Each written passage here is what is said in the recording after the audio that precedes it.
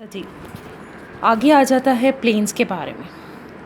मैदान जहाँ हम लोग रह रहे हैं, plains provide an easy environment, आसान माहौल पैदा करता है as compare to mountains. Availability of flat land available बहुत ज़्यादा लार्ज स्केल में प्लेन्स और मैदानी इलाकों में एक प्लेन मैदान आपको मिल जाता है कल्टीवेशन की। डेवलपमेंट ऑफ इंडस्ट्रीज और ट्रांसपोर्टेशन नेटवर्क, यहाँ रोड्स भी बनाई जा सकती हैं मैदानी इलाकों में, जैसे आप ये पिक्चर में देख रहे हैं, और साथ ट्रांसपोर्टेशन और इंडस्ट्री की भी फैसिलिटीज़ आपको मिल जाती हैं। Climate is not to survive, that is why plains are densely populated at compare to mountains.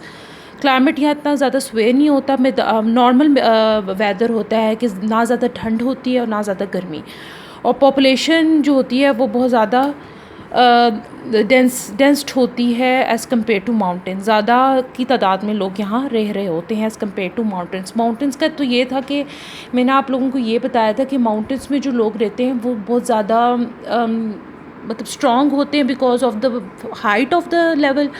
And the second thing मैंने आप लोगों को ये बताई थी कि वहाँ की जो वेदर है ना, बहुत ज़्यादा एक्सट्रीम कोल्ड की वजह से जो मैदानी इलाकों तक जो ट्रांसपोर्टेशन है वो बिल्कुल बंद हो जाती है, और वहाँ आप ज़्यादा एरीगेटेड लैंड डेवलप नहीं कर सकते एज़ कम्पेयर टू प्लेन्स में आपको बहुत ज़्यादा एरीगेटेड वाला लैंड मिल जाएगा। उसके बाद आ जाता है desert. The amount of rainfall in desert is very low, that is why there are no permanent river in desert. Deserts as compare to अगर आप देखा जाए तो यहाँ बारिश बहुत ही ज़्यादा कम होती है। वेजिटेशन तो आप यहाँ बिल्कुल भी नहीं कर सकते बिकॉज पानी की किल्लत है। Only cactus and palms trees grow in desert. सिर्फ 2 ट्रीज़ यहाँ खड़े होते हैं, वो इनमें से एक है कैक्टस और दूसरा है प्लाम्स।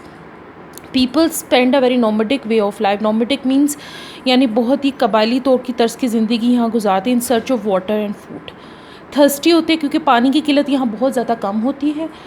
ठीक है, मैंने आप लोगों को 3 चीज़ों को कंपैरिजन्स बताई। सबसे पहले मैंने आप लोगों को ये बताया कि माउंटेन्स की लाइफ क्या होती है। माउंटेन्स में ये है कि बहुत ज़्यादा मैदान ही होते हैं, वहाँ की जो लोग होते हैं वो फिज़िकली स्ट्रॉन्ग होते हैं बिकॉज वो माउंटेन्स में रहते हैं। अगर उन्हें उनको इरिगेशन करनी भी होती है तो बहुत जो बड़ा सा पहाड़ होता है ना, उसको कट करके वहाँ वो लोग रोड्स या रेलवे ट्रैक या स्लोप्स खड़ी कर लेते हैं।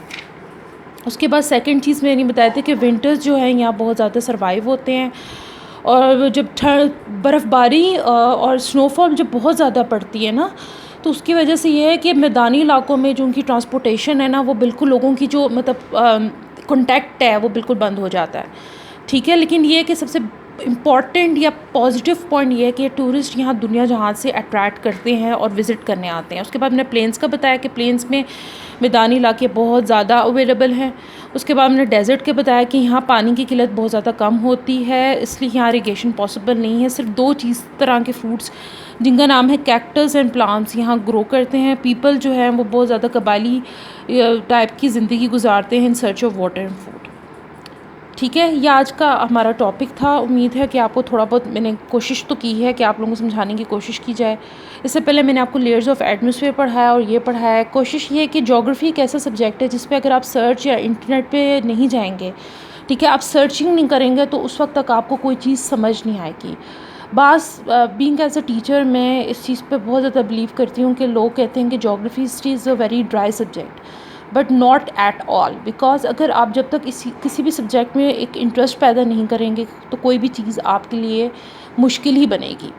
तो इस सब्जेक्ट पे अगर इंटरेस्ट पैदा करेंगे तो आप, क्योंकि it's a very practical subject जिस पे आप लोगों की तर्ज़ ज़िंदगी और तर्ज़ रहाइश के बारे में आप पढ़ रहे होते हैं, और इससे आपको बहुत चीज़ें रिसर्च पे भी टाइम मिलती है। तो ठीक है, इंशाल्लाह मैं फिर कल आपके साथ एक अनदर टॉपिक के साथ आऊँगी। Hope to see you soon. अल्लाह हाफिज़।